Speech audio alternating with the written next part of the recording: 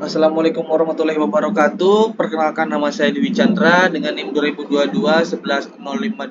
Jadi pada video kali ini saya akan membahas mengenai tugas akhir pada modul 5 di praktikum microcontroller. Saya sendiri ada di kelas D dengan kelompok D2.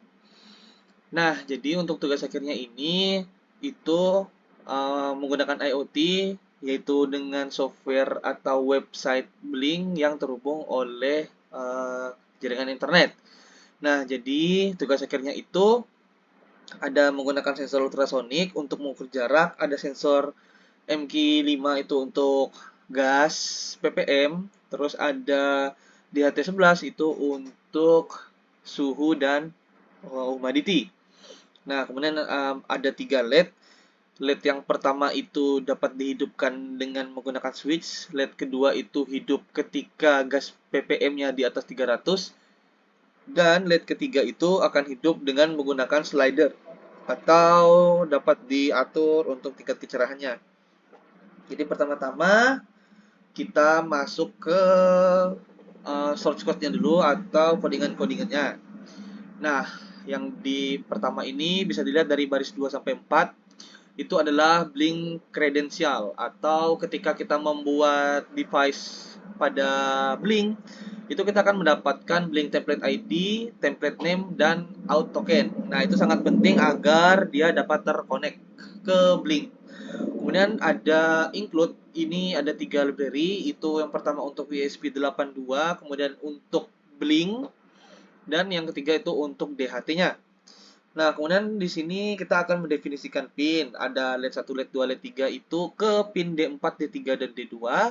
Kemudian ada trig dan echo pin itu untuk ultrasonic, DHT pin dan DHT type itu untuk DHT 11-nya. Kemudian di sini ada settingan untuk DHT-nya dan ada settingan untuk blink timer-nya. Nah, di sini karena kita menggunakan IoT, maka kita harus menghubungkan ASP D1 R2 ini ke WiFi. Nah, di sini saya memakai WiFi hotspot dari handphone saya, yaitu dengan SSID Dwichan dan passwordnya itu savage1919. Nah, kemudian masuk ke fetch up, di sini ada serial begin. Nah, biasanya kita menggunakan serial begin sebesar 9600, tapi di sini menggunakan 115200 karena serial begin ini untuk serial komunikasinya, dan ini ada hubungannya sama internet atau jaringan, maka lebih diperbesar agar transfer datanya lebih cepat. Kemudian ada inisialisasi untuk pinnya, LED 1, LED 2, LED 3 itu sebagai output, trig itu sebagai output, dan echo itu sebagai input. Nah, kemudian ada DHT begin itu untuk memulai dari si DHT-nya. Nah, kemudian ada connect to blink. Nah, jadi disinilah untuk codingan si blinknya agar dapat terkonek dengan peralatan kita, yaitu blink out token yang didapatkan dari sini. Nah, ini didapatkan dari blinknya, nanti akan saya tunjukkan. Dan ada SSID dan pass itu dapatkan dari sini. Nah, di sini juga ditulis char karena kita memasukkan sebuah karakter, bukan sebuah integer.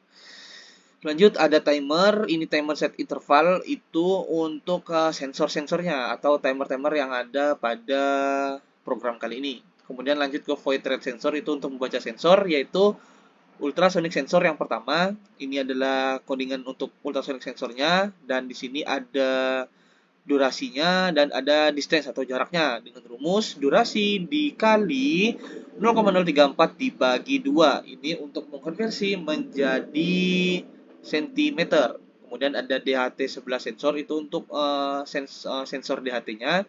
Ada temperatur dan ada humidity. Nah, temperatur ini dia itu untuk suhu, dan humidity itu untuk kelembaban. Nah, terus ada blink virtual write, ini yang akan terkonek dengan virtual pin itu temperatur itu ke V2 dan humidity itu ke V3 yang ada di blinknya nanti.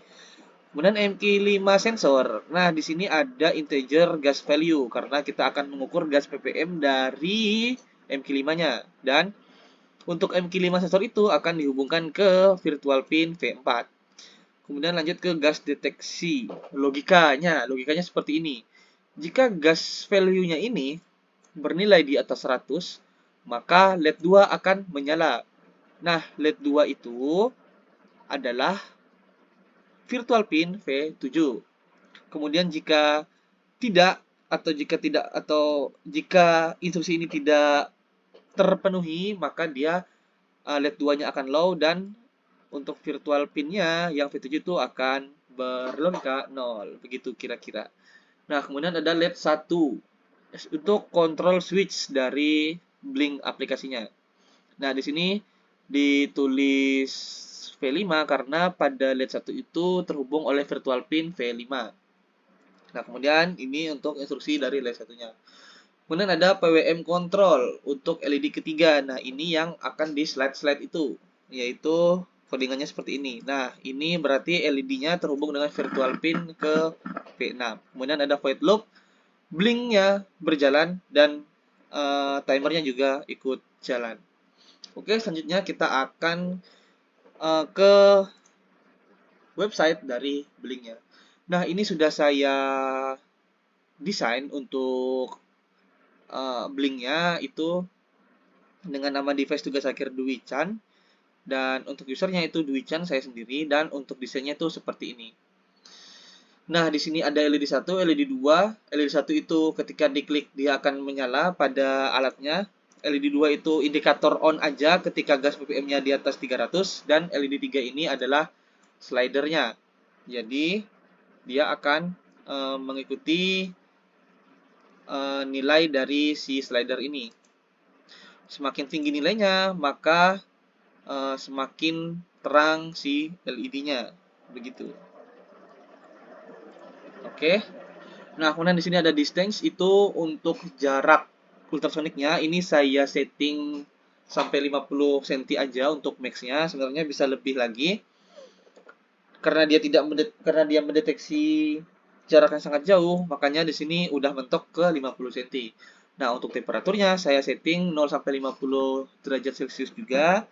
Untuk humidity-nya itu 0 sampai 100%, dan di sini kita dapat lihat itu humidity-nya adalah 92%, dan untuk gas ppm-nya itu saya setting 0 sampai 1023 karena dia mengikuti dari mikrokontrolnya. Nah, kemudian selanjutnya kita akan langsung melihat ke rangkaiannya. Oke, jadi di sini sudah masuk ke Blink yang seperti sudah dilihat tadi, dan di sini adalah alat-alatnya. Nah, yang pertama itu di sini kita ada ESP8266 D1R2, kemudian ada ultrasonic, kemudian ada MQ5, ada DHT11, ada 3 lampu dan kabel jumper sebanyak ini. Kemudian ada push button, ini nggak dipakai. Kemudian ada colokan juga micro:bit yang terhubung ke laptop atau ke programming device-nya. Nah, dapat dilihat di sini, ini semua LED-nya masih mati, dapat dilihat. Nah, ketika kita menyalakan LED satu ini, cepet, lampunya akan hidup. Satu, ya, LED 1 akan hidup. Kemudian saat kita matikan, dia akan mati. Nah, selanjutnya untuk dapat menyalakan LED 2 ini, kita harus membuat gas ppm-nya itu berada di nilai 300 ke atas. Makanya di sini kita membutuhkan yang namanya korek api. Nah, terus kita berikan gas ke MQ5-nya, dan di sini nilainya akan naik kalau kita memberikan gas ke sini. Dapat dilihat. Nah, ini 350, indikator LED 2-nya aktif. Oh, maaf, mati lagi. Kita harus beri terus. Nah, hidup, dan lampunya akan hidup juga. Nah, ini udah 900 nih, dapat dilihat. Oke, selanjutnya ada LED 3 yang dimana untuk dapat mengaktifkan ini itu tinggal kita slide aja. Ini kan masih 0, makanya lampu 3-nya itu masih mati. Yang ini ya, lampu 3 masih mati, itu yang paling kecil. Nah, terus ini kalau kita slide,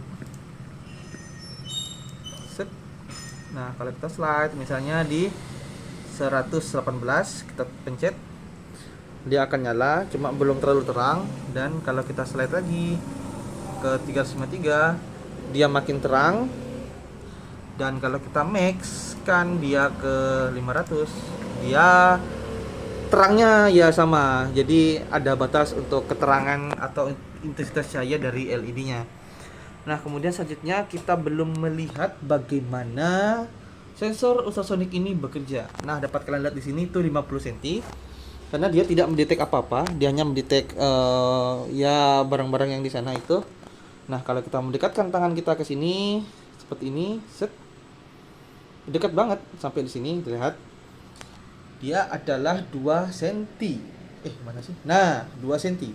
Kalau saya jauhkan, set, dia akan berubah jadi 7 cm. Saya jauhkan lagi, 11, jauhkan lagi, 15, jauhkan lagi, 22. Nah, ini sudah lumayan jauh antara sensor dan tangan saya. Terus saya jauhkan lagi,